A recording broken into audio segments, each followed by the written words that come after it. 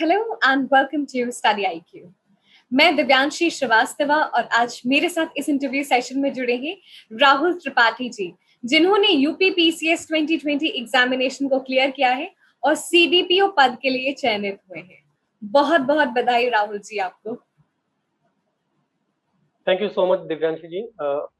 इसके लिए मैं आप स्टडी आईक्यू का तहे दिल से आभार भी व्यक्त करता हूं, क्योंकि स्टडी आईक्यू प्लेटफॉर्म से भी मैंने काफी कुछ अपना ज्ञान अर्जित किया है इस एग्जाम के लिए। और साथ ही साथ मैं अपने इस सफलता का श्रेय सबसे पहले अपनी मम्मी को और श्रद्धेय अपने स्वर्गीय पिताजी को और अपनी पत्नी को और सारे मेरे जो दोस्त इस सफर में मेरे साथी रहे उन सभी को देना चाहूंगा। धन्यवाद। मुझे लगता है सभी आप पर बहुत ही गर्व कर रहे होंगे क्योंकि आपने फाइनली इस एग्जामिनेशन को अपने तीसरे प्रयास में क्लियर कर लिया है। जी हाँ, ये तो निश्चित रूप से एक अच्छा एक बहुत बड़ी खुशी की बात है। एक्चुअली लाखों स्टूडेंट्स इस एग्जाम में बैठते हैं और उसके बाद फाइनली सिलेक्शन होना तो अपने आप में एक गर्व का क्षण होता है। बिल्कुल सही कह रही हैं आप। अच्छा लग रहा है, महसूस हो रहा है। राहुल, इस बार जब हम रिजल्ट्स की बात करते हैं तो कुछ रिजल्ट के पैटर्न में कुछ चेंजेस हैं। तो सबसे पहले हम थोड़ा सा वही बात करना चाहते हैं, जैसे आपका सीडीपीओ पद के लिए चयनित हुए हैं आप। जी हाँ। तो दिव्यांशी, इस बार ऐसा हुआ है कि प्रीलिम्स के दौरान से ही जो सिलेक्शन का क्राइटेरिया था वो चेंज हो गया है। तो प्रीलिम्स के दौरान ही पहले एक जनरल कट ऑफ रिलीज हुई थी। कट ऑफ क्या कह सकते हैं उसको, एक जनरल मतलब रिलीज हुआ था जिसमें कुछ बच्चे चयनित हुए थे। बाद में आयोग ने 10 दिन बाद अपनी एक संशोधित लिस्ट जारी की, जिसमें बताया कि कुछ कैंडिडेट्स हमसे कुछ त्रुटिवश छूट गए हैं और उन्होंने कैटेगरी वाइज कट ऑफ जारी कर दी। मतलब कट ऑफ नहीं उसको कहेंगे, कैटेगरी वाइज लिस्ट जारी कर दी कैंडिडेट्स की, रोल नंबर वाइज की कौन कौन किस पद के लिए चयनित हुए हैं। तो इस बार प्रीलिम्स से ही ये हो गया कि कुछ कैंडिडेट्स एडमिन के लिए मतलब चयनित हुए, कुछ कैंडिडेट सीडीपीओ के लिए, कुछ एआरटीओ के लिए। तो इस बार प्रीलिम्स से ही ये चयन स्टार्ट हुआ। उसके बाद मेंस में भी यही पैटर्न रहा कि जिस कैंडिडेट्स का नंबर अच्छा था उनको मेंस में उसी पोस्ट के हिसाब से चयन हुआ है, इंटरव्यू के लिए कॉलिंग हुई है। तो जैसा कि आपको पता है कि मेरा जो है सिलेक्शन जो है प्रीलिम्स में ही सीडीपीओ पद के लिए हुआ था और फिर मेंस में भी जब रिजल्ट आया तो मेंस के लिए भी मेरा सिलेक्शन सीडीपीओ के लिए हुआ। और फाइनली रिजल्ट में 104 सीटें लगभग सीडीपीओ की इस बार थी, जिसमें से 104 सीटों में से लगभग 200 कुछ कैंडिडेट्स को इंटरव्यू के लिए कॉल किया गया था। इस बार पैटर्न में ये भी चेंज किया गया था। डॉक्टर प्रभात कुमार ने जो कि पूर्व चेयरमैन रह चुके हैं, जिन्होंने इस बार परीक्षा कंडक्ट कराई थी, उन्होंने ये नियम में बदलाव भी किया था कि इस बार 3 गुने नहीं, लगभग 2 गुने कैंडिडेट्स को ही इंटरव्यू के लिए कॉल किया जाएगा। तो उसी हिसाब से 104 पोस्ट के रिगार्डिंग लगभग 200 कुछ कैंडिडेट्स को इंटरव्यू के लिए कॉल किया गया था और जिसमें से मेरा चयन 43वें स्थान पर सीडीपीओ के लिए हुआ है। यानी कि हम पहले कहते थे कि प्रीलिम्स खाली क्वालिफाइंग होता है, लेकिन अब प्रीलिम्स की भी मान्यता बढ़ गई है और प्रीलिम्स भी इम्पोर्टेंट हो गया है। एग्जैक्टली इस बार से प्रीलिम्स एक्चुअली आपके जो है पोस्ट को डिसाइड करने वाला हो गया है, हम कुछ ऐसा कह सकते हैं। क्योंकि सोशल स्टडीज या फिर सोशियोलॉजी में मेरा ग्रेजुएशन था, तो सीडीपीओ के लिए मैं एलिजिबल था, तो इसलिए सीडीपीओ के लिए मेरा चयन हुआ है। और प्रीलिम्स के स्टेज से ही अगर आपकी रैंक कम थी तो आपको उस हिसाब से अलग एक पोस्ट के लिए सिलेक्शन दिया गया। पहले जो कट ऑफ जारी हुई थी या फिर जो ये कहें कि प्रीलिम्स का जो रिजल्ट जारी हुआ था, तो उस रिजल्ट में कुछ टेक्निकल इश्यूज आए थे, टेक्निकल त्रुटियां थी, जिसमें कुछ कम कैंडिडेट्स का चुनाव हो गया था। तो बाद में इन्होंने लगभग 1000 कैंडिडेट्स को और मौका दिया और मैं भी उन भाग्यशाली 1000 कैंडिडेट्स में था जिनका सेकेंड चांस में सिलेक्शन हुआ और सीडीपीओ के लिए। अदरवाइज मैं प्रीलिम्स में ही डिस्क्वालीफाई हो गया था। राहुल, हम आपके बारे में जानना चाहते हैं, कब से ये जर्नी शुरू हुई? एक्चुअली मेरी जर्नी को बहुत लंबा समय है। इस लंबे समय में एक्चुअली मैं जब से एडल्ट हुआ हूँ तब से मैं नौकरी कर रहा हूँ, सरकारी नौकरी कर रहा हूँ। पिताजी मेरे 16 इयर्स की एज में एक्सपायर हो गए थे और वो डिस्ट्रिक्ट कोर्ट अम्बेडकर नगर में जॉब करते थे, तो उनकी जगह पे मेरी नियुक्ति हो गई थी as a 4th class employ के रूप में, जिसको हम चपरासी भी कहते हैं। तो 8 जनवरी सन 2008 से मेरी जॉइनिंग हुई है। बट मैं उस समय 3rd क्लास के लिए एलिजिबल था। ड्यू टू सम सर्कमस्टेंसेस मेरी 4th क्लास में नियुक्ति हुई। तो फिर मैंने प्रयास किया कि मेरा 3rd क्लास में प्रमोशन हो। तो इसके लिए मैंने कई बार रिव्यू एप्लीकेशन भी डाला जिला जज के सामने। तो 2-3 रिव्यू एप्लीकेशन रिजेक्ट होने के बाद एक रिव्यू एप्लीकेशन पे एक इंटरव्यू पैनल का गठन किया गया, जिसमें सिविल जज सीनियर डिवीजन, सिविल जज जूनियर डिवीजन और ऐसे कई जज बैठे थे, सीजीएम भी थे उसमें। तो उसके बाद उस जज के पैनल्स के बाद मुझे जो है 3rd क्लास में प्रमोट किया गया 17 अक्टूबर 2009 में, 17 नवंबर 2009 में। तो लगभग 1.5 साल तक मैंने 4th क्लास में जॉब किया, फिर 3rd क्लास में मेरी जॉइनिंग हुई। 3rd क्लास में जॉइनिंग करने के बाद मैं लगभग 4 से 5 साल कोर्ट में ही 3rd क्लास एम्प्लॉयी के रूप में काम करता रहा, क्योंकि फाइनेंशियल कंडीशन घर की अच्छी नहीं थी। तो मुझे वो भी टैकल करना था। मेरे चाचा जी 1994 में एक्चुअली खो गए हैं, तो उनकी भी पूरी फैमिली की रिस्पॉन्सिबिलिटी मेरे ऊपर थी और यहाँ पे मेरा एक छोटा भाई है, तो उसकी भी पढ़ाई मेरे ऊपर थी, तो हम कुछ और नहीं सोच सकते थे कि पढ़ाई के अलावा हम क्या मतलब इस जॉब को एक्सेप्ट करने के अलावा क्या करें? मम्मी मेरी उतनी पढ़ी-लिखी नहीं है, तो अगर उनको जॉब भी करना होता तो वो 4th क्लास की कर पाती। मीनव्हाइल मेरी शादी हुई 2010 में, जब मैं 3rd क्लास में प्रमोट हुआ था तो। अभी मेरे 2 बच्चे हैं, एक मेरी बेटी है लगभग 9 साल की और एक मेरा बेटा है लगभग 1.5 साल का। तो एक हैप्पी मैरिड लाइफ हम जी रहे हैं। तो लगभग 3 से 4 साल के करियर में जब मैं कोर्ट में काम करता था, तो मुझे धीरे-धीरे ये पता चला कि एक तो मैं काफ़ी ब्राइट स्टूडेंट था, 12th में मेरे डिस्ट्रिक्ट में 2nd पोज़ीशन थी। तो उस समय से ही लगता था कि मैं 4th क्लास के एम्प्लॉयी के लिए मतलब उस समय मुझे बहुत बुरा लगा था कि आप चपरासी का पद ग्रहण करने जा रहे हैं, बट कोई भी जॉब ऊँची या छोटी-बड़ी नहीं होती। तो मुझे ऐसा लगा कि मैं इसमें रह के कोई और तैयारी क्या कर सकता हूँ? तो मुझे कुछ लोगों ने कहा कि पीसीएसजे की तैयारी आप कीजिए। तो मैं पीसीएसजे इसलिए नहीं करना चाहता था क्योंकि उसका स्कोप मुझे लगा हालाँकि नौकरी वाइज़ उसका स्कोप बहुत ज़्यादा है, क्योंकि कम लोग बैठते हैं, कम लोग फॉर्म भरते हैं। बट पीसीएस के वर्किंग का स्कोप बहुत कम है। वर्किंग का स्कोप कि आप केवल जुडिशरी से जुड़े रहते हो, आप सोशली फील्ड में नहीं जा पाते। और मेरा वहाँ के लोगों के साथ काम करते-करते ये अनुभव हुआ कि जितने लोगों के पास जितने लोग जनरली आ रहे हैं केसेस को लेकर, जितने लोग मतलब कोर्ट में आते हैं अपनी जो भी वो सब लेकर अपने फरियाद लेकर, तो उन सभी की एक चीज़ ये मैंने देखी है कि वो या तो बहुत ही मतलब खराब बैकग्राउंड से होते हैं, उनकी एजुकेशन कंप्लीट नहीं होती, या फिर कुछ ना कुछ उनके साथ सोशली बहुत वो बैकवर्ड एरियाज़ के होते हैं।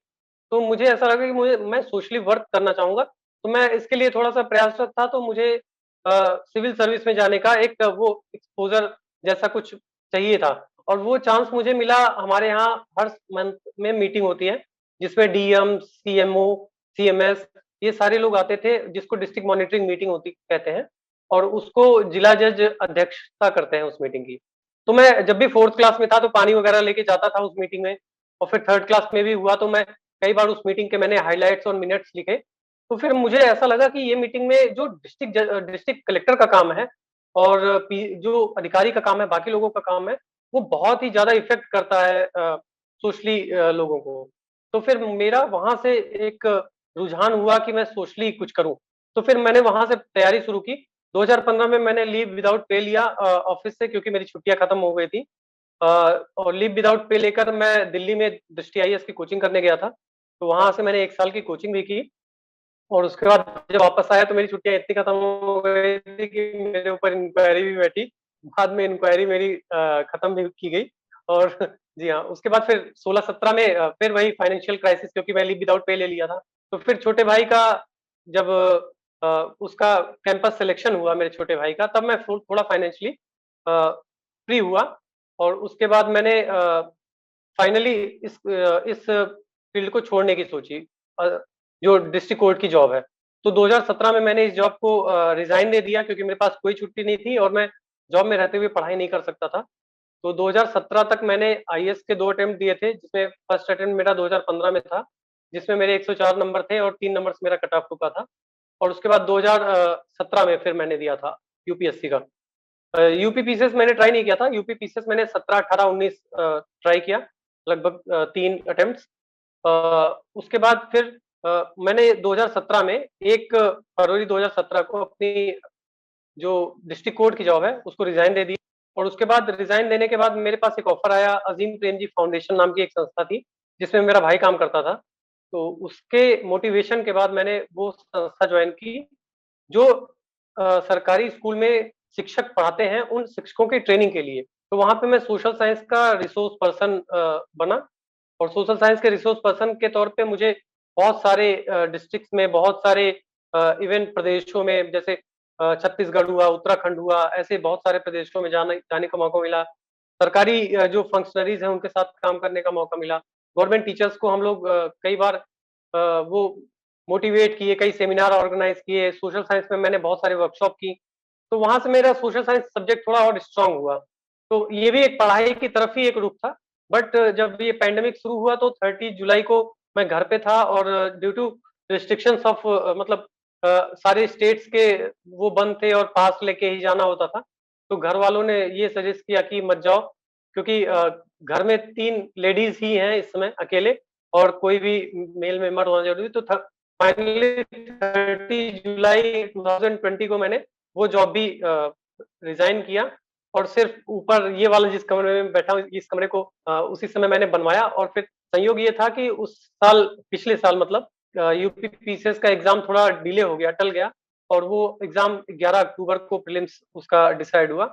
तो मैं इसी रूम में बैठ के अपने घर पे, ये मेरे घर का फर्स्ट फ्लोर है, तो इसी रूम में बैठ के मैंने फिर प्रिपरेशन स्टार्ट की। लगभग ढाई 3 महीने मैं बिना जॉब के और बिना किसी चीज़ के, बहुत ही फाइनेंशियली क्राइसिस में हम लोगों ने ये प्रिपरेशन स्टार्ट की, और फिर फाइनली जब एक बार आपको सक्सेस मिलती है तो और अच्छा लगता है, आप और मोटिवेटेड होते हो। तो फिर मेंस की एग्ज़ाम दिया, और फिर फाइनली सिलेक्शन हुआ। तो ये मेरी ओवरऑल जर्नी थी। राहुल जी, इतनी इंस्पायरिंग जर्नी, इतनी सारी रिस्पॉन्सिबिलिटीज को आपने कैरी किया इतने अच्छे से, और फाइनली आपने अपना ड्रीम आज कॉन्कर कर लिया। तो हमें बहुत खुशी है कि सारी रिस्पॉन्सिबिलिटीज को बैलेंस करते हुए आप अपने ड्रीम तक पहुंचे। थैंक यू दिव्यांशी जी।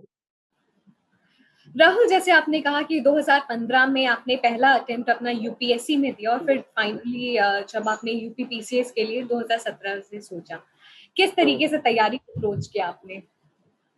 2015 में एक्चुअली उसके पहले ही मैं तैयारी का थोड़ा बहुत बेस स्ट्रॉन्ग कर चुका था। मैं मतलब अपनी बेसिक स्टडीज़ कर चुका था। तो कोचिंग में जब मैं गया तो मुझे मतलब एक गाइडेंस की ज़रूरत थी, क्योंकि मैं प्रॉपर नहीं पढ़ पा रहा था। प्रॉपर पढ़ने का मीन्स ये होता है कि इस एग्ज़ाम में मैं कहूँ 3 पी बहुत इम्पोर्टेंट है। एक तो पेशेंस, परसेवरेंस और परसिस्टेंस। तो क्या होता है कि आप इस एग्ज़ाम में, मुझे लगता है सबसे ज़्यादा, जब आप रेगुलर नहीं रहते हो तो आप इस एग्ज़ाम से उतने दूर होते जाते हो। और मेरे साथ यही प्रॉब्लम थी कि मैं जब कोर्ट से आता था तो कभी 8 बज जाता था, कभी 9 बज जाता था। जो भी टाइम टेबल बनाता था, वो टाइम टेबल एक्चुअली किसी दिन कंप्लीट नहीं हो पाता था, क्योंकि सोचता था 7 बजे से आज पढ़ाई स्टार्ट करनी है, तो उस दिन शाम को साढ़े 8 बजे, किसी-किसी दिन ऐसा होता था कि डिस्ट्रिक्ट जज का फ़ोन आ जाता था, और 9 बजे आपको उनके बंगले पे पहुँचना होता था। तो उस दौरान मुझे यही फ़ील हुआ था कि मैं यहाँ रह के मेरी पढ़ाई नहीं हो पाएगी, तो इसीलिए मैंने लीव विदाउट पे लेकर वहाँ पे दिल्ली में एक फ्रेश स्टार्ट के लिए कोचिंग जॉइन किया था। तो मैं बस यही कहना चाहता हूँ कि आपकी सफलता में कोचिंग का उतना बहुत बड़ा रोल नहीं है। अगर आपकी प्रिपरेशन पहले से कुछ हुई है, आपने अगर मतलब अपनी प्रिपरेशन में बेसिक क्लियर किए हुए हैं, तो कोचिंग का रोल उतना नहीं है। बट मेरे साथ क्या था कि मैं अपनी बेसिक्स को ही ज़्यादा समय नहीं दे पा रहा था। तो मुझे लगा कि मुझे अपने बेसिक्स को क्लियर करने के लिए कोचिंग का सहारा लेना पड़ेगा। तो मैंने इसलिए दिल्ली में जाके कोचिंग जॉइन की।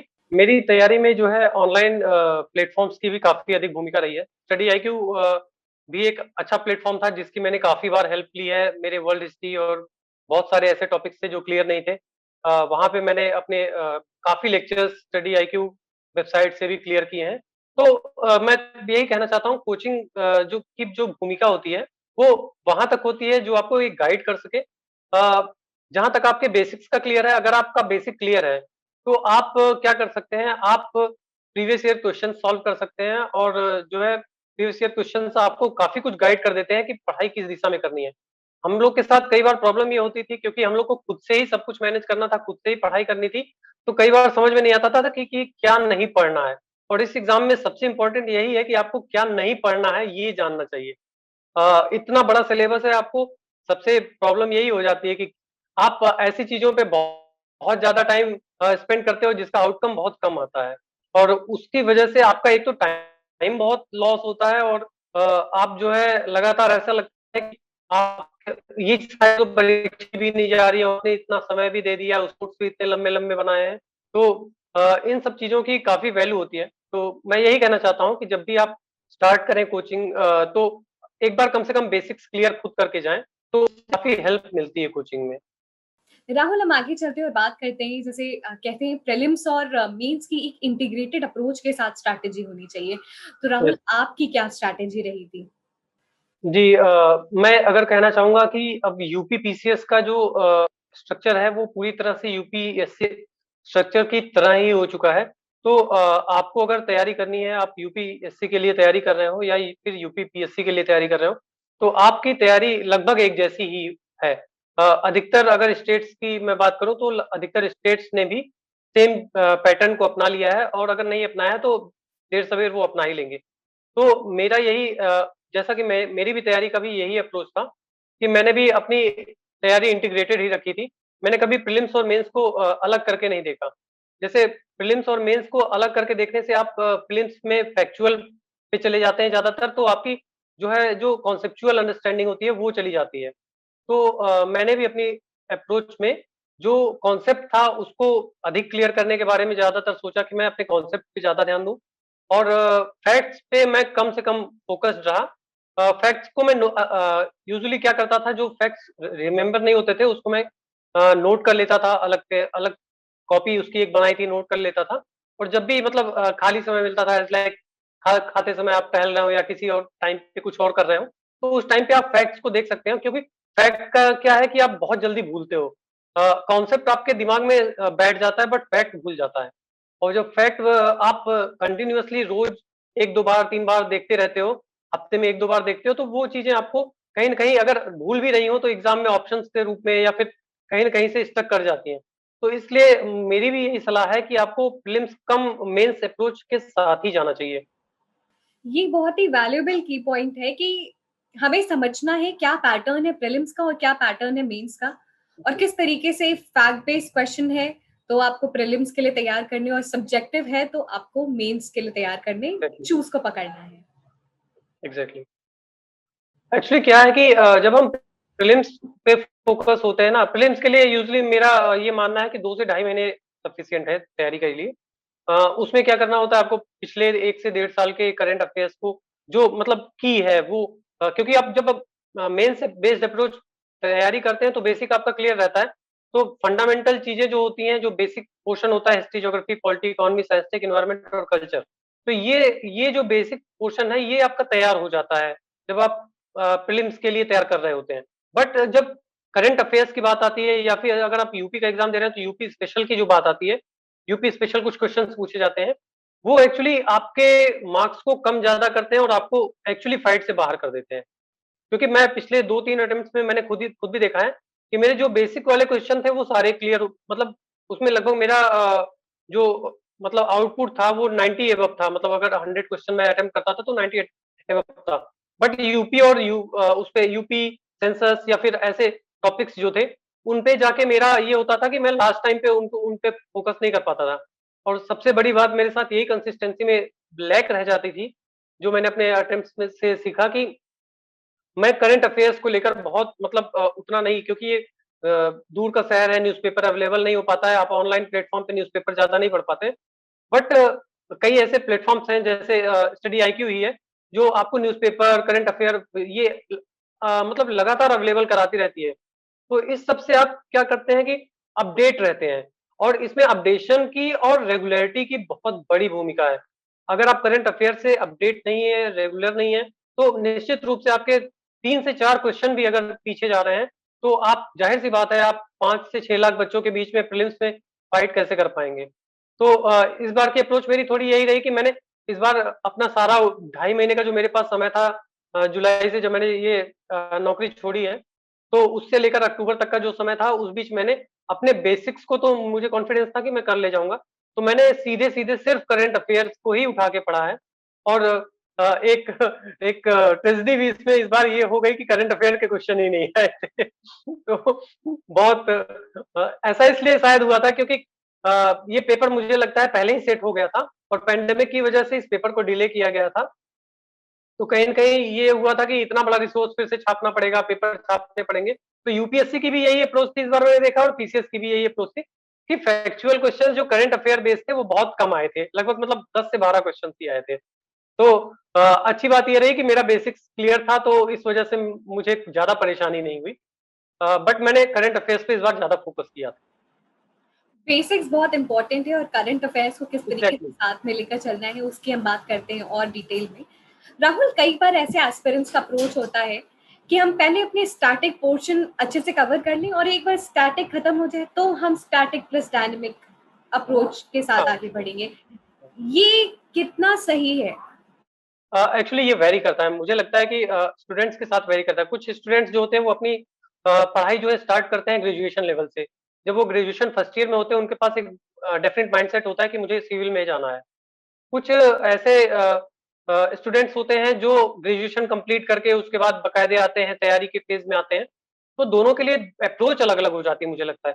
मेरे साथ क्या था कि मैं देखिए 2005 में मेरा इंटरमीडिएट कंप्लीट हो गया था और उसके बाद मैंने ग्रेजुएशन नहीं किया था। ग्रेजुएशन मेरा 2016, 17, 18 में कंप्लीट हुआ। आप सोचिए 13 साल बाद मैंने ग्रेजुएशन किया और फिर 18 में जाके उसके बाद मैंने एग्ज़ाम पैटर्न में आया।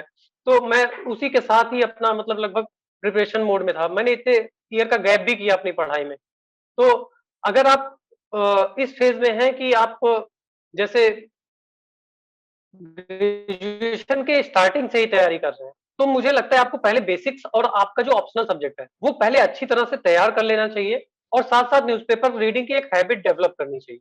बट अगर आप ग्रेजुएशन के उस स्टेज ग्रेजुएशन फाइनल ईयर में हैं या फिर अपीयरिंग होने वाले हैं आप एग्ज़ाम में, तो फिर आपके लिए बेटर यही होगा कि आप जो है शुरू से ही करंट अफेयर्स से अपडेट रहें, कोई एक मैगज़ीन पकड़ें, न्यूज़पेपर के साथ जाएँ और उसके साथ आप अपनी तैयारी को थोड़ा निखारते रहें।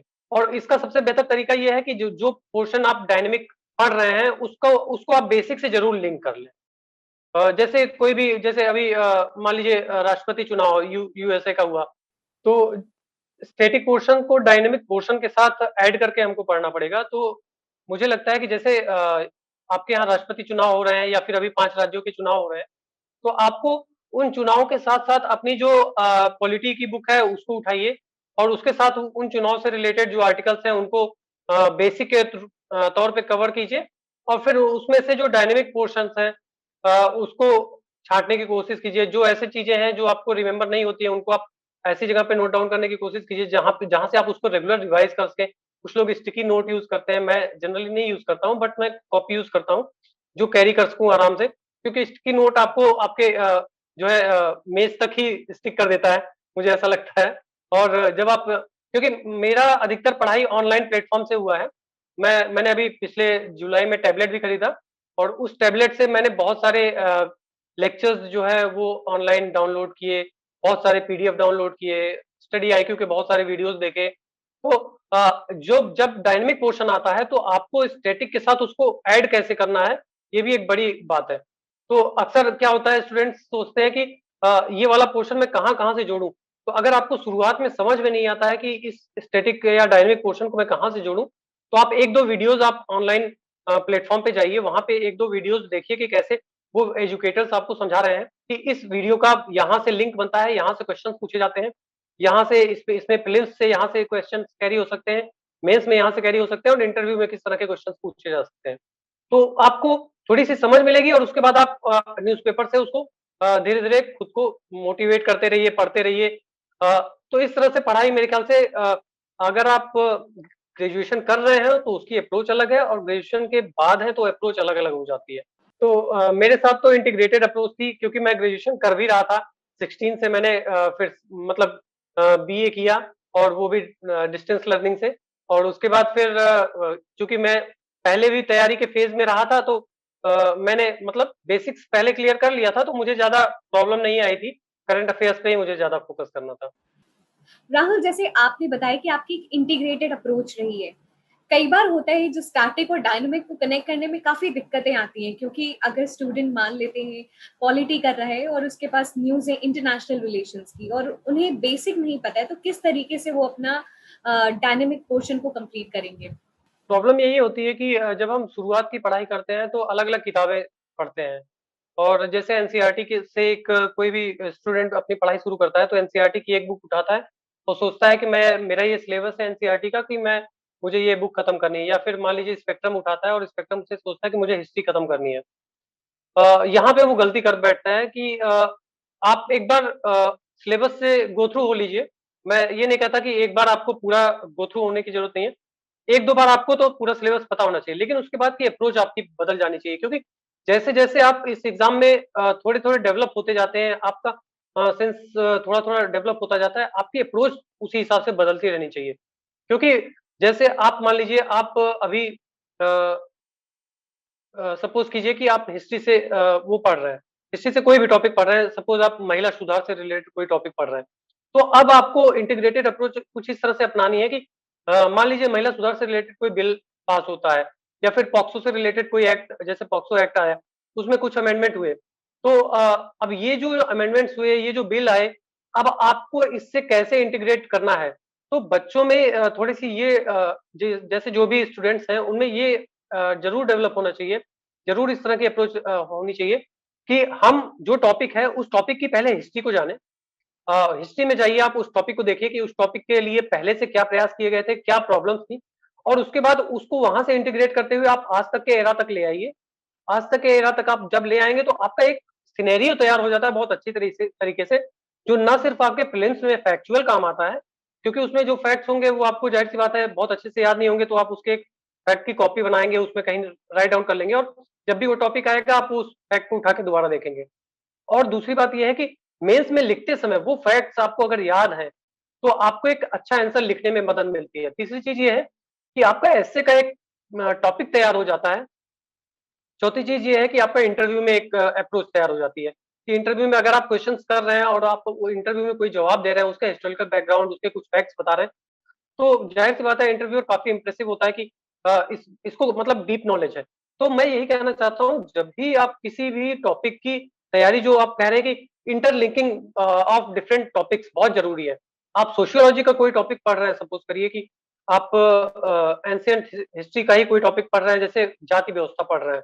आपका सोशियोलॉजी ऑप्शनल है। तो आप हिस्ट्री और सोशियोलॉजी लिंक करिए और उसको आप करंट मुद्दों से लिंक करें। उसके ऊपर जो बिल्स आ रहे हैं as like SC-ST act 1989 act आया है। फिर उसमें अभी सुप्रीम कोर्ट ने कुछ अमेंडमेंट्स किए, वो अमेंडमेंट्स आप पढ़िए। उस अमेंडमेंट्स के अगेंस्ट गवर्नमेंट ने अपना एक फिर से बिल लाया, उस बिल को आप देखिए कि उस सुप्रीम कोर्ट के जजमेंट के अगेंस्ट वो बिल लाया गया। तो जब आप ये सब इंटीग्रेटेड अप्रोच के साथ पढ़ाई करेंगे, तो आपको आपकी तैयारी ना एक्चुअली क्या होता है, तैयारी तब आपको याद करने की ज़रूरत नहीं होती है। आपकी चीज़ें आपको ना ऐसा लगता है कि ये आपके रोज़ की लाइफ़ में हो रही हैं। तो मैं यही कहना चाहता हूँ जो भी मतलब प्रिपरेशन करते हैं, कि अगर आप अलग-अलग सब्जेक्ट को सब्जेक्ट मान के चलेंगे एज़ लाइक आप वोल्केनो पढ़ रहे हैं ज्योग्राफी में या फिर आप मानसून पढ़ रहे हैं और आप उसको एक अलग टॉपिक की तरह देख रहे हैं, तो ज़ाहिर-सी बात है आपको मतलब अलग टॉपिक ही याद रहेगा और जब भी वो टॉपिक आएगा तो आप कुछ न कुछ फैक्ट या ऐसी चीज़ें भूल जाएँगे। बट अगर आप एल निनो, ला निनो को अभी करंट सिनेरियो से देखेंगे, इस साल की सबसे ज़्यादा पड़ रही है और आप देखेंगे कि इस बार की जो होली थी, पहली ऐसी होली थी जिसमें मतलब पिछले कई सालों से इतनी गर्मी होली में नहीं पड़ी, तो आप उसको एल निनो से जोड़ के देखेंगे।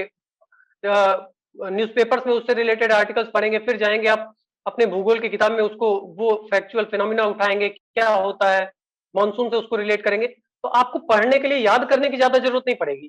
आपको केवल फैक्ट जो है कुछ 2-4 वही याद करने पड़ेंगे और बाकी आपकी पढ़ाई जो है इंटीग्रेटेड अप्रोच में हो जाएगी। भूगोल आप इतिहास से ऐड कर लेंगे, इतिहास को आप पॉलिटी से ऐड कर लेंगे कि एल निनो के अगेंस्ट में अगर कोई हमारी आपदा आती है, तो उस आपदा के लिए एनडीआरएफ, एसडीआरएफ की टीम कैसे काम करती है। आप वो अप्रोच पे आप आएँगे, फिर आपकी डिज़ास्टर मैनेजमेंट भी उसमें कवर हो जाएगा। डिज़ास्टर मैनेजमेंट से फिर कहीं बाढ़ का खतरा आता है, तो वो भी अप्रोच कवर हो जाएगी। तो मैं ये कहना चाह रहा हूँ कि आपकी अप्रोच जो है वो इंटीग्रेटेड होनी चाहिए। अलग-अलग सब्जेक्ट्स पे अगर आप फ़ोकस कर रहे हैं कि जैसे आज मैं भूगोल उठा के पढ़ लिया, ये शुरुआत के बच्चों के लिए ठीक है कि जब आप शुरुआत की तैयारी कर रहे हो तो स्पेक्ट्रम में 1 दिन, 2 दिन या 4 दिन, 5 दिन का, हाँ, जैसे हम लोग जिस फेज़ में अभी पढ़ाई कर रहे हैं, तो हम लोग लक्ष्मीकांत को 1 दिन में रिवाइज़ कर लेते हैं। ज्योग्राफी 1 दिन में रिवाइज़ हो जाती है। तो आपको इस फेज़ तक पहुँचना है और उसके बाद इंटीग्रेटेड कर देना है। जो भी आप न्यूज़पेपर पढ़ रहे हो, आप न्यूज़पेपर से उठा के देखिए और उसके बाद उसको इंटीग्रेट कर दीजिए। आप बेसिक बुक उठाइए, उसमें से देखिए कि उस बेसिक बुक का क्या बैकग्राउंड था। उसके बाद करंट अफ़ेयर की कोई न्यूज़ है क्या? आप मैगज़ीन उठाइए और उसके बाद मैगज़ीन के बाद आप न्यूज़पेपर देखते रहिए। कई चैनल्स हैं, आप गवर्नमेंट न्यूज़ चैनल्स का भी, जैसे राजसभा टीवी वगैरह भी देख सकते हैं। वहाँ से भी आपको काफ़ी मदद मिल सकती है और अगर किसी टॉपिक पे डाउट हो तो आप, मतलब आपके पास तो सोर्स ऑफ इतने सोर्सेज़ हैं कि स्टडी आईक्यू बहुत रिलेवेंट सोर्स है। आप मतलब कोई भी टॉपिक आप डालेंगे, आपको किसी भी टॉपिक से बहुत सारी जानकारी मिल जाएगी। तो मेरे ख्याल से ये इस तरह की अप्रोच आपको ज़्यादा काम करेगी। बहुत ही वैल्यूएबल की पॉइंट्स राहुल जी आपने बताए और मुझे लगता है ये बहुत ही जितने भी एस्पिरेंट हैं उनके लिए काफ़ी हेल्पफुल रहेगा कि हम बात तो करते हैं कि इंटीग्रेटेड अप्रोच, बट आपने इसको बहुत ही एक्सप्लिसिटली समझाया कि एल नीनो है तो हमको फिर समझना है क्या जियोग्राफिकल फिनोमेना है, डिजास्टर मैनेजमेंट से कनेक्ट करना है, तो ये बहुत ही वैल्यूएबल है। राहुल, जैसे आपने बताया कि किस तरीके से करंट अफेयर्स को एक इंटीग्रेटेड अप्रोच के साथ करना है, ऐसे स्टूडेंट्स जो ऐसे सिटीज में रहते हैं जहाँ डेली न्यूज़पेपर एक्सेस नहीं है, और आपने भी बताया कि आपको ऑनलाइन न्यूज़पेपर रीड करना पड़ता था और काफी चीजें मिस हो जाती थी, तो क्या क्या स्ट्रैटेजी आपकी थी करंट अफेयर्स को कवर करने के लिए? तो मुझे लगता है कि ये कोई बड़ा इश्यू नहीं है। आजकल पूरे गाँव में कहीं पे भी आप देखेंगे इंटरनेट की अवेलेबिलिटी है और साथ में सभी के पास लगभग स्मार्टफ़ोन है। एक्चुअली अगर कोई एस्पिरेंट है, तैयारी कर रहा है, तो वो ज़रूर रखता है। तो मुझे लगता है स्मार्टफ़ोन आपकी पढ़ाई में जितना बाधक होता है, उससे कहीं ज़्यादा हेल्पफुल है। अगर आप उसका सही से यूज़ करना चाहें, क्योंकि आपको अपने सोशल मीडिया अकाउंट्स को थोड़ा-सा कम करना पड़ेगा और बाकी चीज़ों को थोड़ा-सा बढ़ाना पड़ेगा। आपको बहुत सारे ऐसे ऐप्स मिल जाएँगे, बहुत सारे ऐसे चैनल्स मिल जाएँगे जहाँ से आपको न्यूज़पेपर फ्री में अवेलेबल हो जाता है, पीडीएफ फॉर्म में अवेलेबल हो जाता है। तो मैं तो टैबलेट से यूजुअली क्या करता था कि दैनिक जागरण का, चूँकि मैं हिंदी मीडियम में मैंने एग्ज़ाम दिया है, तो मैंने दैनिक जागरण का जो राष्ट्रीय संस्करण है उसको पर डे डाउनलोड कर लेता था और वहाँ से एक तो गो थ्रू हो लेता था। उसके बाद कई ऐसे चैनल्स हैं जो आपको न्यूज़पेपर्स की जो है डेली के वीडियोज़ अवेलेबल करा देते हैं, जो कुछ टॉपिक्स ऐसे हैं जो आपको समझ के बाहर हैं या कुछ टॉपिक्स ऐसे हैं, जिनमें लगता है आपको थोड़ी डेप्थ नॉलेज की ज़रूरत है। तो स्टडी आईक्यू भी एक ऐसा चैनल है जहाँ से आपको डेली के करंट अफेयर्स अवेलेबल आराम से हो जाते हैं। तो आप ऐसे चैनल्स पे जाके अपने डेली करंट अफेयर्स को थोड़ा अपडेट कर सकते हैं। उसके बाद आपके पास एक मंथली मैगज़ीन होनी चाहिए, किसी भी इंस्टीट्यूट की आप मैगज़ीन हो, आप उस मैगज़ीन को रेफ़र करिए और ज़्यादा सोर्सेज़ पे मत जाइए। कोई एक मैगज़ीन उठा लीजिए, आप दूसरी मैगज़ीन उठाएँगे, आप सेम कंटेंट पाएँगे, 2-4 वर्ड्स इधर-उधर करके।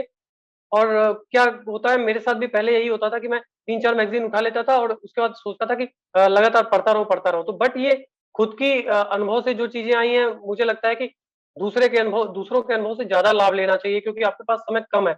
हम लोग तो मान लीजिए ठीक है, मेरे साथ तो एक जॉब भी चलती रही कंटीन्यूअस और उसके साथ बहुत सारी चीज़ें अपोज़िट भी होती रहीं, बट उसके बाद भी मैं यहाँ पहुँचा, हिम्मत नहीं हारा। तो अगर आप स्टार्ट कर सकते हैं, तो आप आराम से पहुँच सकते हैं। मैं कर सकता हूँ तो कोई भी कर सकता है।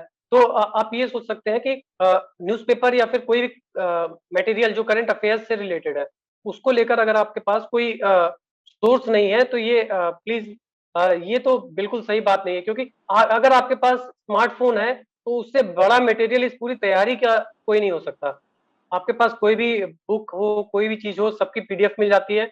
बहुत सारे ऐसे इंस्टीट्यूट हैं जो आपको पीडीएफ फॉर्म में लगभग एक पूरा प्रीलिम्स और मेंस का मटेरियल प्रोवाइड करा देते हैं। कई ऐसे हम लोग टेलीग्राम ग्रुप्स में जुड़े हुए थे, जहाँ से पूरी की पूरी टेस्ट सीरीज़ प्रीलिम्स की टेस्ट सीरीज़ और मेंस की टेस्ट सीरीज़ पूरी की पूरी सॉल्व्ड अनसॉल्व्ड पूरी आ जाती है। तो आपको एक पैसे भी खर्च करने की ज़रूरत नहीं है, अगर आप तैयारी के लिए, अगर आपके पास लगता है रिसोर्सेज़ की कमी है।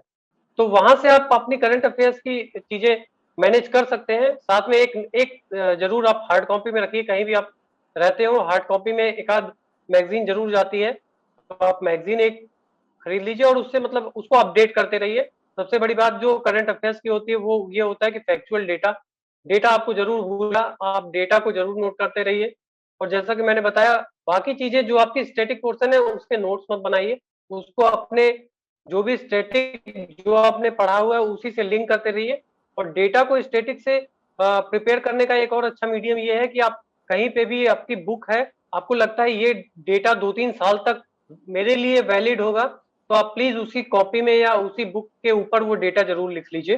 क्योंकि अगर आपको कहीं रेफ़रेंस देने की ज़रूरत पड़ती है, तो वो डेटा जैसे मैं ये नहीं कहूँगा कि कई इंडेक्स आते हैं जो हर साल बदल जाते हैं, तो वो इंडेक्स वगैरह लिखने की ज़रूरत नहीं है।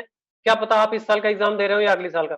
बट कई ऐसे डेटाज़ हैं कि इंडिया की इतने परसेंटेज लैंड है और जिसमें इतने परसेंटेज लोग रहते हैं या इंडिया 7th बिगेस्ट कंट्री है, 2nd बिगेस्ट पॉपुलेशन, कुछ ऐसे डेटाज़ हैं जो जनरली नहीं बदलने वाले हैं। वो डेटा आप अपनी बुक में ही नोट करके रख लीजिए जहाँ पे रिलेवेंट चैप्टर है। तो उससे एक बेनिफिट ये होगा कि वो बुक पढ़ने के साथ-साथ आपका ऐसा डेटा हमेशा के लिए तैयार हो जाएगा, जो कि आपको मैगज़ीन में हर बार मिलेगा। तो केवल आपको अपनी जो फैक्चुअल की कॉपी है, उस कॉपी में थोड़े बहुत डेटा जो वेरी करते हैं, वही केवल नोट करने की ज़रूरत पड़ेगी। राहुल जी, हम आपसे बात करना चाहते हैं आंसर राइटिंग प्रैक्टिस आपने किस तरीके से की और आपका हिंदी माध्यम रहा है। तो जो छात्र छात्राएं हिंदी माध्यम से लिखते हैं वो किस तरीके से अ, अपने आप को टेस्ट कर सकते हैं। बिल्कुल। प्रीलिम्स जैसे ही आप क्वालीफाई करते हैं, तो आप मेंस के फेज़ में होते हैं और आंसर राइटिंग प्रैक्टिस जो है सबसे इम्पोर्टेंट फेज़ होता है इस पूरे एग्ज़ाम प्रिपरेशन का, क्योंकि यही आपको निर्णायक स्थान दिलाता है। चूँकि इस परीक्षा का जो इंटरव्यू का मार्क्स है, वो केवल 100 नंबर का है। तो ज़ाहिर-सी बात है जो रेस्ट ऑफ मार्क्स हैं, वो पूरे आपके मेंस आंसर राइटिंग और मेंस में आप कैसा परफ़ॉर्म करते हैं, उस पे डिपेंड करता है। तो आपको सबसे बेहतर इसमें करना होता है। मुझे लगता है कि अगर आप जीएस के 1, 2, 3, 4 चारों पोर्शन्स को एक साइड रख दें, जो सबके लिए सेम होता है, तो 3 पोर्शन्स ऐसे हैं इस एग्ज़ाम की जिसकी आप through out the year answer writing practice भी कर सकते हैं और साथ में इवैल्यूएट भी करा सकते हैं। वो है ऐसे पार्ट एक तो एथिक्स का पार्ट और दूसरा आपके ऑप्शनल पेपर्स का पार्ट। तीनों पार्ट्स ऐसे हैं जिसमें आप अगर अच्छी पकड़ बना लेते हैं, तो जीएस में आपको ऑन एन एवरेज 80, 90, 90, 100 करीब मार्क्स अगर मिल जाते हैं, तो आप ज़ाहिर-सी बात है एक अच्छे प्रतियोगी मतलब अच्छे प्रतियोगी साबित हो सकते हैं। तो मेरी आंसर राइटिंग का मेन फोकस यही 3 एरियाज़ थे, इससे एथिक्स और जो मेरा ऑप्शनल पेपर है हिस्ट्री था। तो इतिहास के आंसर राइटिंग प्रैक्टिस को मैं क्या करता था कि जैसे मेरे साथ में बहुत सारे बच्चे हैं जो इतिहास के मेरे साथ के सिलेक्टेड छात्र हैं, उनसे मैं अपने आंसर इवैल्यूएट करवा लेता था। उसके साथ-साथ जो है जब आप कोई कोचिंग जॉइन अगर किए हों या फिर आप ऑनलाइन बहुत सारी जैसे स्टडी आईक्यू पे ही आप जो ट्यूटर्स हैं उनके जो है आप सलाह ले सकते हैं, उनसे आप बात कर सकते हैं, उनसे चैट कर सकते हैं, अपने आंसर्स उन तक भेज सकते हैं। तो मैंने ये प्रक्रिया भी की है। तो मुझे इसका एक फ़ायदा ये हुआ कि आंसर राइटिंग करने के दौरान मेरा जो है कई बार क्या होता था कि कंक्लूज़न पार्ट बहुत बड़ा हो जाता था या कंक्लूज़न पार्ट में वो चीज़ें नहीं आ पाती थी, जो आपकी रिक्वायरमेंट होती है। तो वो चीज़ें जब जब आप बेहतर तरीके से डालते हो आंसर की क्या एक्चुअली डिमांड है, आपसे क्या इवैल्यूएट करने को आप उसको डिस्क्राइब करते जा रहे हो, तो आपको ये चीज़ें थोड़ी ध्यान देनी पड़ेंगी कि प्रोस कॉन्स क्या-क्या हैं और उसके बाद आप आंसर को किस तरह से लास्ट में जाके फिनिश करते हो, इस चीज़ का सबसे ज़्यादा ध्यान देना पड़ता है।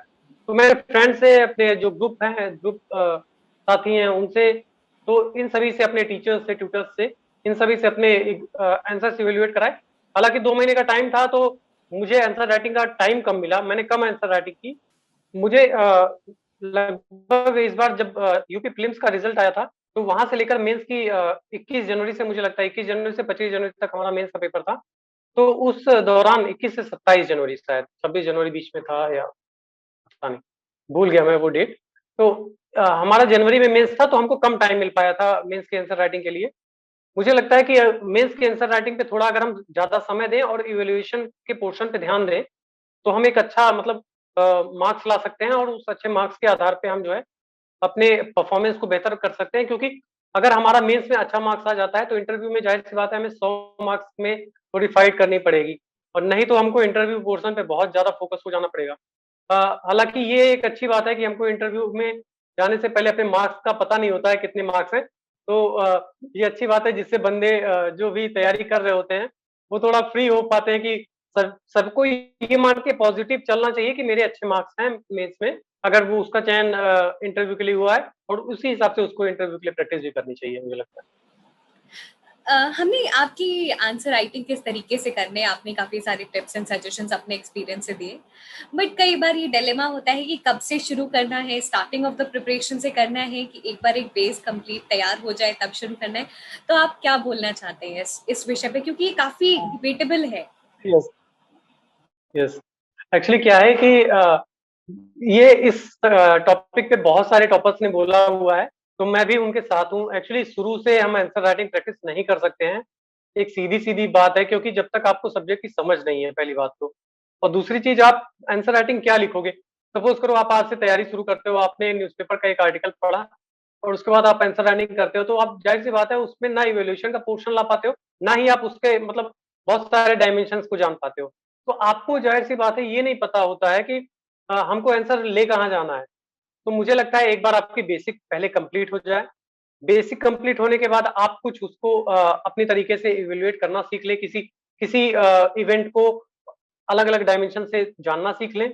उसके बाद कुछ टॉपर्स के सजेशन देखें कि वो कैसे आंसर राइटिंग करते थे, और उसके बाद जो है तब जाके आंसर राइटिंग प्रैक्टिस करना शुरू करें। मुझे लगता है शुरुआती तैयारी के दौरान लगभग 6 महीने के शुरुआती 6 महीने आप पूरी तरह से डेडिकेटेड होके अपनी कम से कम 2 क्विक रिवीजन पे दें। एक बार पूरा सिलेबस खत्म करने पे फोकस करें और 2 क्विक क्विक रिवीजन करें। इस इतना करने के बाद आपको एक थोड़ा बहुत नॉलेज हो जाएगा आंसर राइटिंग का, और तब आप आंसर राइटिंग प्रैक्टिस करना शुरू करें। मेरा ये मानना है। राहुल जी, आपकी जर्नी बहुत ही इंस्पिरेशनल है और बहुत सारे व्यूअर्स हैं वो आपकी जर्नी से, आपके एक्सपीरियंस से काफी सारी सीख लेंगे, काफी सारे सजेशन लेंगे अपनी प्रिपरेशन में। बट मैं आपसे जो पूछना चाहती हूँ कि आपने अपनी जर्नी में किस तरीके से स्टडी आईक्यू की गाइडेंस से हेल्प ली है? जैसा कि मैं अपने इस इंटरव्यू में कई बार स्टडी आईक्यू का नाम ले भी चुका हूँ। मुझे स्टडी आईक्यू ने लगभग हर फेज़ में बहुत हेल्प की है। एक्चुअली क्या है, ड्यू टू जब आप चूँकि मैंने पहले बताया मैं एक नौकरी फेज़ में था। नौकरी के बाद लगातार मैंने दूसरी नौकरी जॉइन की। ऐसे में जब आप इस फेज़ में होते हो तो ज़ाहिर-सी बात है आपके पास जो नोट्स कैरी करने का जो होता है वो जनरली हो नहीं पाता। तो ऐसे में आपको जो इंटरनेट मीडियम है वो बहुत काम करता है। स्टडी आईक्यू ऐसा मीडियम था जिसमें मैं यूजुअली क्या करता था, यूजुअली मैं करता ऐसा था कि जो कठिन टॉपिक्स थे, जो ऐसे टॉपिक्स थे जिनको लगता था मुझे समझने के लिए किसी ट्यूटर की ज़रूरत पड़ेगी, या मुझे लगता था कि इस टॉपिक को मैं उस टाइम पे मतलब रख सकता हूँ, जब मैं खाना खा रहा हूँ या फिर और कोई काम कर रहा हूँ या फिर मेरे पास एक्स्ट्रा टाइम है, तो फिर मैं उसको ईयरफ़ोन में लगा के और स्टडी आईक्यू की साइट पे जाके वहाँ के वीडियोज़ से और लेक्चर से हेल्प लेता था। एक तरीका तो ये था। दूसरा तरीका ये था, कई ऐसे बड़े टॉपिक्स थे जैसे इज़राइल-फ़िलिस्तीन का जो कॉन्फ्लिक्ट है वो, और बहुत सारे ऐसे टॉपिक हैं जैसे south Korea, north Korea, world war, और ये सारे टॉपिक्स को क्योंकि ये कॉम्प्लिकेटेड है थोड़े, तो इसको बार-बार आपको पढ़ना होता है। तो कई ऐसे टॉपिक्स हैं जो मुझे स्टडी आईक्यू ने बहुत अच्छे से समझने में हेल्प की है, और ट्यूटर्स अच्छे हैं स्टडी आईक्यू के। और सबसे बड़ी बात कि स्टडी आईक्यू का जो कंटेंट मटेरियल है, वो मतलब मुझे बहुत अच्छा लगा इसलिए क्योंकि कंटेंट मटेरियल में मुझे गलती टाइप की चीज़ें नहीं मिली कहीं। जनरली जो भी मैं पढ़ा या जो इवैल्यूएट किया, तो इस आधार पे मुझे लगता है कि इस साइट ने बहुत हेल्प की। Thank you for all that you have done in my preparation phase. Rahul ji, हमें बहुत खुशी है कि हम आपकी सक्सेस स्टोरी का हिस्सा बन पाए। Thank you so much ma'am. Um, हमने काफी सारी रिटन स्टेजेस की बात कर ली, prelims, mains, answer writing, optionals. Interview experience आपका कैसा था? मैम मेरा इंटरव्यू शाक्य सर के बोर्ड में था। मुझे मेरा एक फ्रेंड है जिन्होंने मुझे पहले बताया था शाक्य सर का बोर्ड काफ़ी मतलब कोऑपरेटिव है और मतलब कोई दिक्कत नहीं है। तो मुझे पहले से थोड़ा-सा जब आपको लगता है कि ये सब से दूर रह के आपको इंटरव्यू देने के लिए जाना चाहिए, जो मैं फेस किया। क्योंकि मेरे 1-2 दोस्त काफ़ी घबरा गए थे जब उनसे ये कहा गया था कि आपका इंटरव्यू प्रभात सर के बोर्ड में है और उनका बोर्ड जो है काफ़ी स्ट्रिक्ट होता है, और कुछ लोगों ने बोला नहीं इनके बोर्ड में। तो ये सब बातों से आपको पैनिक नहीं होनी चाहिए अगर आप इंटरव्यू देने जा रहे हैं। किसी का भी बोर्ड बहुत ही कोऑपरेटिव होता है, क्योंकि निकलने के बाद मेरे फ्रेंड से मेरी बात हुई, उन्होंने कहा नहीं, नहीं मुझे तो ऐसा नहीं लगा जैसा कि पिछले कैंडिडेट ने कहा था। तो ज़ाहिर-सी बात है आपको इस सब डिलेमा से दूर रहना चाहिए कि किसका बोर्ड कैसा है। कैंडिडेट आप अपनी परफॉर्मेंस को लेकर फोकस करिए, इंटरव्यू बोर्ड अपना काम करेगा।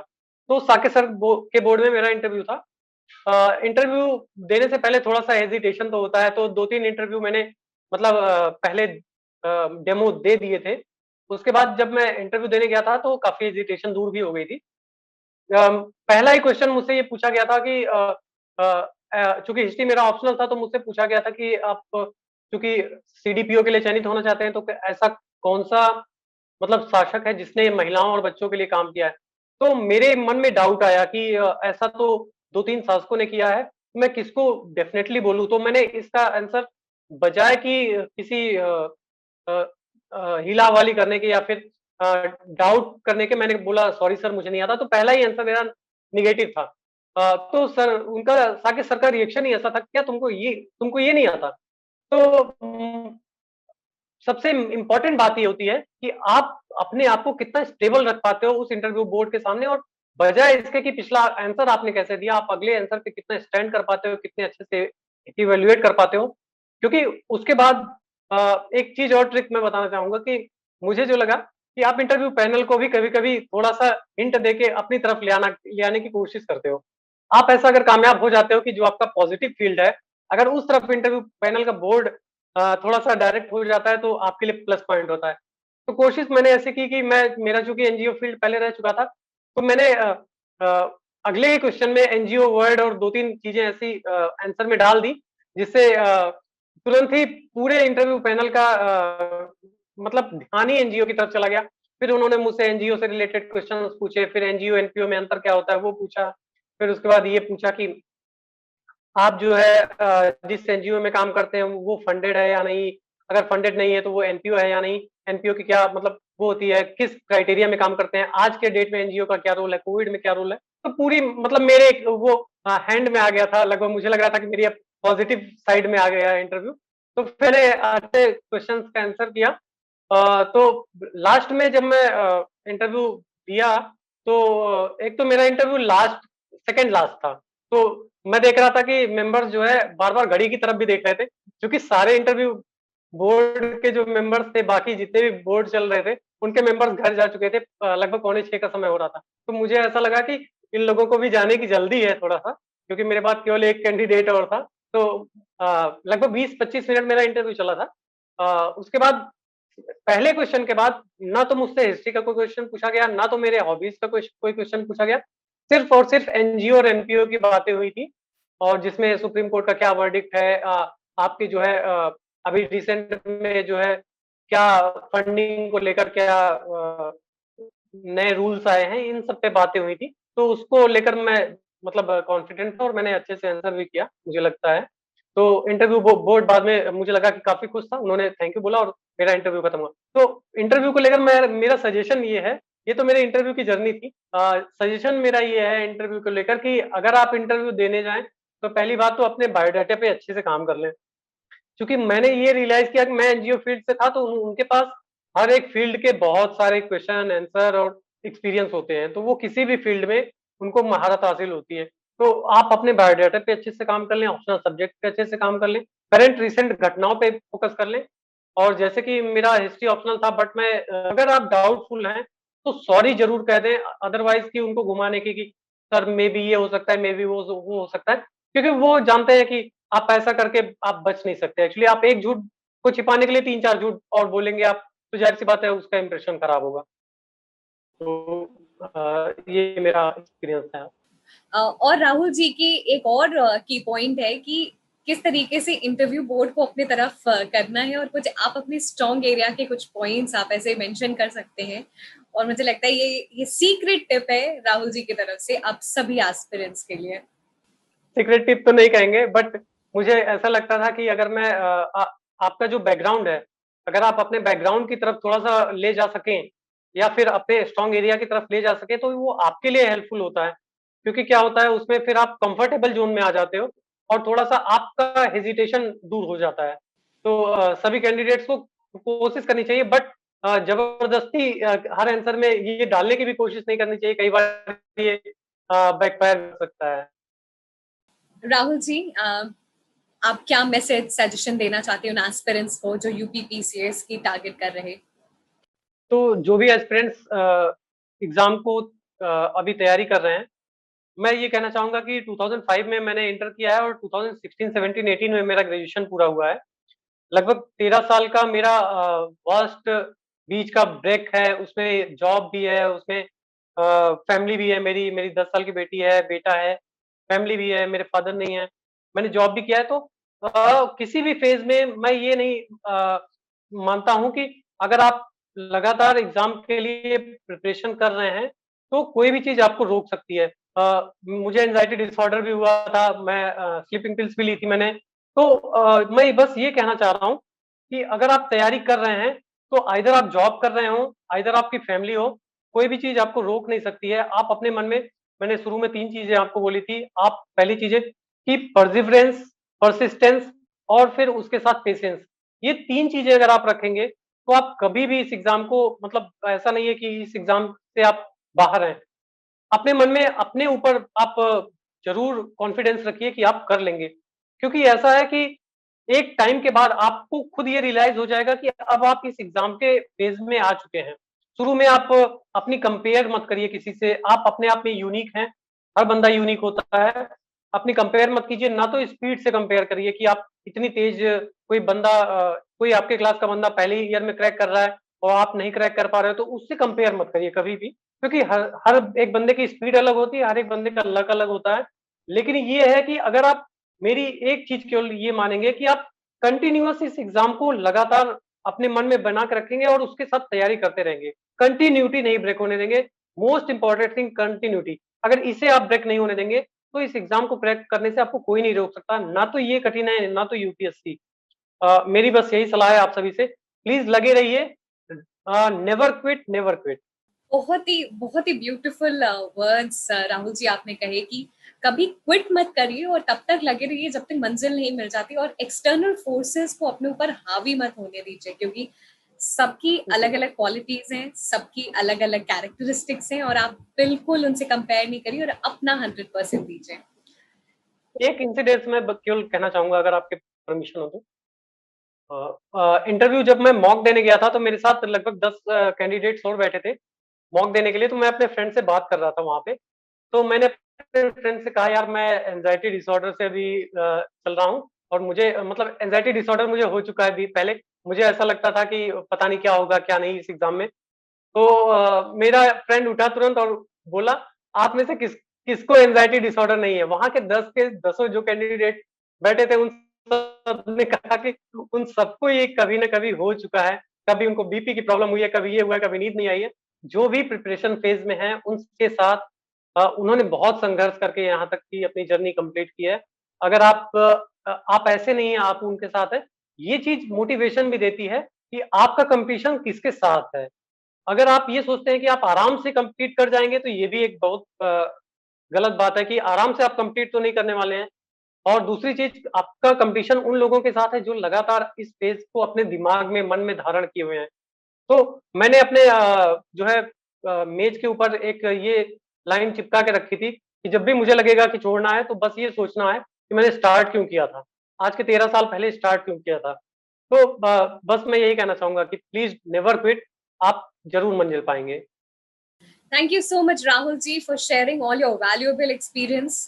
और आपकी जर्नी इतनी इंस्पायरिंग है कि जितने भी लोग यहाँ पे इस वीडियो को देख रहे हैं, अपनी अपनी जर्नी में इस आपकी पूरी जर्नी और पूरे सजेशंस को बहुत ही वैल्यूएबल और बहुत ही हेल्पफुल मानेंगे। So thank you so much Rahul ji, and हमें बहुत खुशी है कि हम कहीं ना कहीं आपकी सक्सेस स्टोरी का हिस्सा रहे हैं, और हम आपके थैंक यू सो उज्जवल भविष्य की ढेर सारी शुभकामनाएं देते हैं। बहुत बहुत धन्यवाद। Thank you so much Deepak. Thank you so much Divyanshi ji. Study IQ को भी मैं बहुत-बहुत थैंक यू बोलना चाहूँगा अपनी तरफ से कि मेरी इस पूरी जर्नी में उन्होंने अपना सहयोग दिया। Thank you so much.